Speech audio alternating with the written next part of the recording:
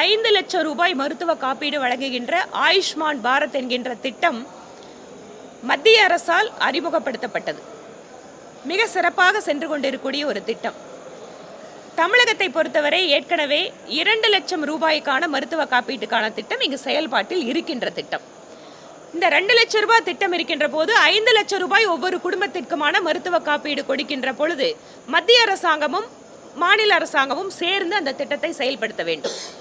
இப்படி செயல்படுத்துகின்ற பொழுது மத்திய அரசாங்கம் அவர்களுடைய பங்கு தொகையுமே இங்கே இருக்கு, மாநில அரசும் இருக்கு. ஆனால் அவர்கள் கொடுக்கின்ற அட்டைகளில் எங்கேயும் பிரதமருடைய மருத்துவ காப்பீடு திட்டம் என்ற வாசகமே இல்லை. இப்போது சமீபத்தில் கொடுக்கப்பட்டிருக்க கார்டுகள் எல்லாத்துலேயும் முதலமைச்சருடைய விரிவான மருத்துவ காப்பீடு திட்டம் தான் சொல்றாங்க. இது மட்டும் இல்லை, இதை விட ரொம்ப ஒரு மோசமான விஷயம் என்னன்னு கேட்டா, இப்போ நானே என்னோட தொகுதியில் 5 லட்சம் ரூபாய்க்கு மருத்துவ காப்பீடு டெய்லி எங்களோட நடமாடும் சாவை வாகனத்தில் நாங்கள் எல்லா மக்களுக்கு கொடுத்துட்ருக்கோம்.